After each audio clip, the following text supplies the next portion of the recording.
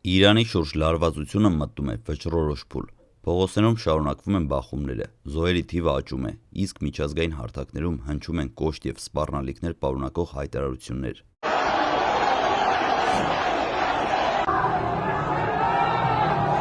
Այս հակամարտության կենտրոնում հայտնվել են ԱՄՆ նախագահ Դոնալդ Թրամփը և Իրանի գերագույն հոգևոր առաջնորդ Ալի Խամենեին։ Բառերը այլևս դիվանագիտական չեն, դրանք ուղիղ սպառնալիք են, որոնք ազդում են տարածաշրջանի քաղաքական հավասարակշռության վրա։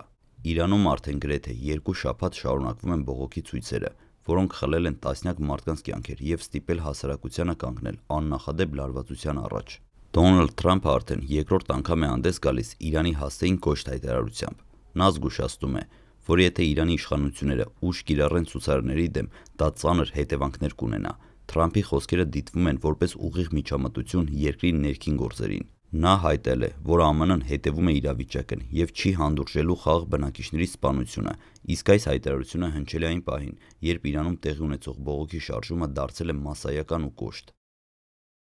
Իրանի գերագույն հոգևոր առաջնորդ Ալի Խամենեին կտրուկ արձագանքել է Թրամփին։ Նա մեղադրել է ԱՄՆ նախագահին երկերեսության մեջ, նշելով, որ նա իրավունք չունի խոսել մարդասիրությունից, երբ իր ղեկավարության ժամանակ հազարավոր իրանցիներ են զոհվել։ Խամենեին ընդգծել է, որ վերջին ռազմական գործողությունների ընթացքում զոհվել են ոչ միայն զինվորականներ, այլև գիտնականներ, պետական գործիչներ և խաղաղ քաղաքացիներ։ Խամենեին հիշեցրել է Թրամփի հայտարարությունները, որոնցում վերջինը փաստացի ընդունել է իր մասնակցությունը ռազմական գործողություններին։ Այսպիսով, Ալի Խամենեին ընդգծել է. ԱՄՆ նախագահի ձեռքերի վրա կա իրանցի խաղաղ քաղաքացիների արյուն և անհեթեթ է, երբ նա հայտարարում է աջակցություն Իրանի ժողովրդին։ Խամենեին նաև քննադատել է այն մարդկանց, ովքեր հավատում են, թե արտաքին ուժերը կարող են փրկել Իրանը։ Նա նրանց անվանել է անփորձ և մոլորված, իսկ վերջին օրերին Թեհրանում վանդալիզմը ուղղված է եղել արտաքին կենտրոններին հաճոյանելու համար։ Իրանի առաջնորդը համոզված է, որ որոշ խմբեր վանդալիզմի են դիմում,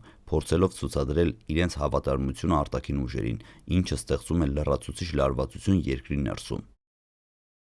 Ցույցերը շարունակ աճում են, ավելի քան 100 քաղաքներում տեղի են ունենում բողոքներ, փողոցները լի են մարդկանցով, որոնք պահանջում են փոփոխություններ։ Թեհրանում ցուցարարները հրկիզել են պետական շենքեր, վնասել բնակելի տներ և շտապ օգնության մեքենաներ։ Տեղական լրատվամիջոցների տվյալներով միայն մայրաքաղաքում մի քանի տասնյակ շենքեր ու մեքենաներ են վնասվել։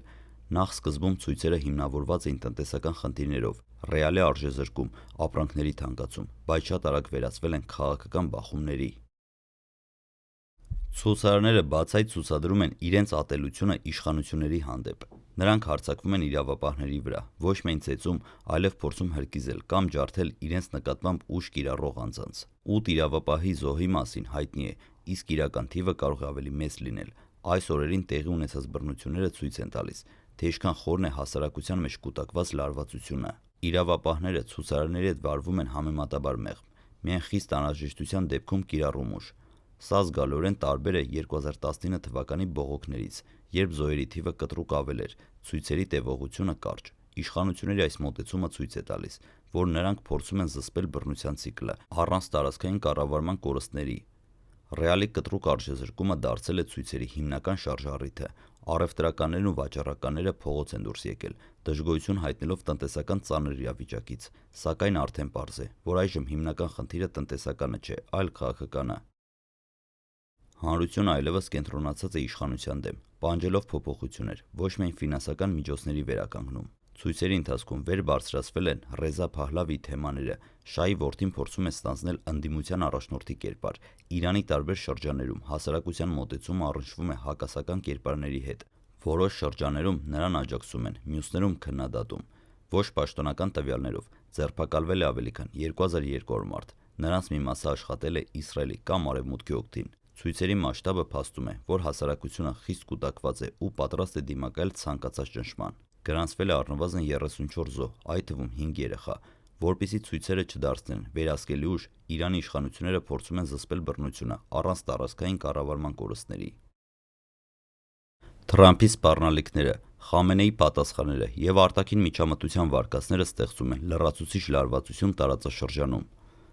Ամերիկայի ու Եվրոպայի արձագանքները սևեռված են ապագա քաղաքական զարգացումներին։ Հենց այս պահին ստեղծվում է աննախադեպ իրավիճակ, երբ փողոցում հակադրվում են երկու կողմերի համախմբված ուժերը, և դա միայն խորացնում է անհանգստությունը հասարակության մեջ։ Հանրության դժգոհությունը, տնտեսական խնդիրները և քաղաքական սպասումները առաջիկա օրերին կարող են սրվել։ Ռեզա Փահլավիի դերը, իշխանության արձագանքները և արտաքին ճնշումները կազմում են ապագա իրադարձությունների գլխավոր կետերը։ Մի շարք քաղաքներում ցուցարարները սկսել են ստեղծել ինքնապաշտպանական խմբեր, որոնք պահպանում են իրենց անվտանգությունը և փորձում են վերահսկել իրավիճակը քաղաքների կենտրոններում։ Այդ ընթացքում իրավապահները փորձում են զսպել անկարգությունները, բայց հաճախ հանդիպում են հրահրող խմբերի կոշտ դիմադրության։